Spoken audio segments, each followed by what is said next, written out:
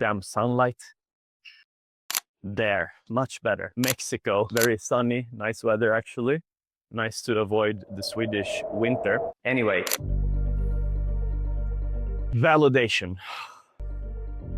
So fucking hard, man.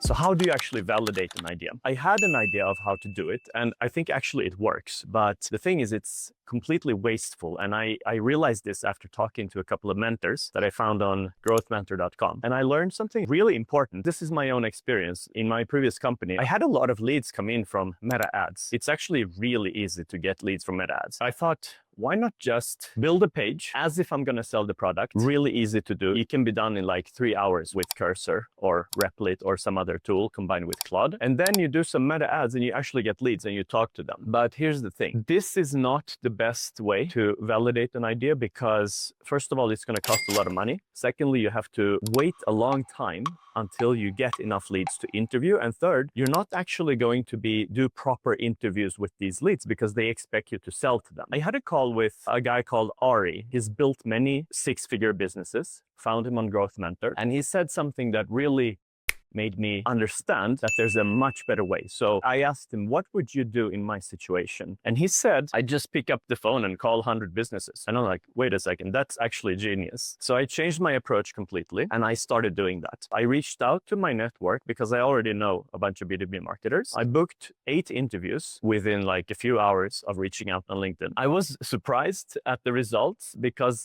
every single one of these people had a completely different problem. Only one of them thought that my idea was amazing. Everyone else had a completely different set of problems. So this led me to believe that maybe this approach isn't going to work, even though you reach out to people with the right role who should be interested in this product. They have so different circumstances. Most of the interviews aren't actually relevant for you. They're going to just give you gibberish information in relation to your idea. So I concluded that maybe this approach doesn't work after all. So I went back to my original thought of doing landing pages and meta ads because at least I'll get leads that have the problem. So I did this for another project I'm working on. Then I had another call, this time with a French guy, Fabien, on Growth Mentor. He's built 6 businesses from 0 to 1, all American businesses, all B2B. So it was a perfect fit for feedback. But again, when I explained my approach to him that I built the landing page, I've done ads, I'm actually going to start getting leads and I can interview them. Again, he shot down the approach in a good way. Just like Ari had said, dude,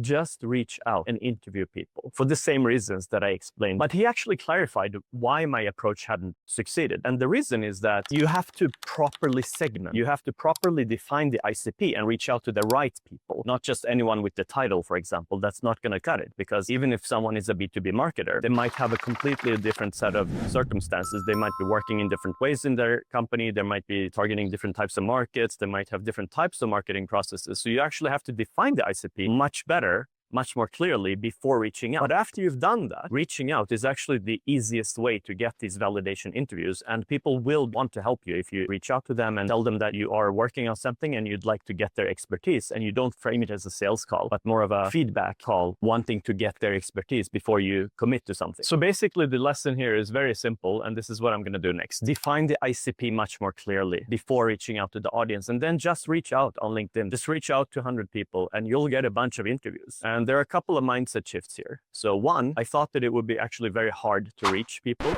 Oh, here's my coffee. Thank you very much. Much better than the crappy coffee I had a moment ago. Anyway, so you have to define the audience that you want to reach out to so that they actually do have the problem. You only want to speak to the people who do have the problem that you're targeting. The further away they are from the problem, the less valuable their feedback is. So this is one of the reasons that I got so confused when I did the validation interviews first time, because 7 out of the 8 people I spoke to, they actually did not experience the problem that I was targeting. So their feedback just really confused me. So the answer is only try to reach people who do experience the problem. And secondly, this limiting belief that it's going to be hard. Actually, it's not that hard. You just go on LinkedIn, you message a bunch of people who you think might have the problem, and you get interviews with them. This is actually the easiest way to do the validation. So the key takeaways here, validation isn't that hard. It's mostly in our minds, or at least in my mind, and I think a lot of you recognize this as well. It's hard to reach out to people. It's really hard to take that step, but the actual steps are very simple. Write down your ICP in a document. It doesn't have to be that technical either. Like, what is an ICP? Like, forget that. Just write down the things that would make a person worth talking to in your case. Who would actually experience this problem? Write those things down. Then go out on LinkedIn, or if you have some other directory, just make a list of those companies and people who might have them, and then just start messaging them. And that's how easy it is. Do that 100 times. It can be done in like 1, 2, 3 days. And after you've done that, you have booked a bunch of meetings. You can talk to people. Obviously, it's important to interview them in the right way. But even if you don't have the right way of interviewing them, just doing it is going to teach you so much. And that's the easiest way to validate a business. That's what I'm going to do now. And that's what I would suggest that you do next as well if you want to validate your idea.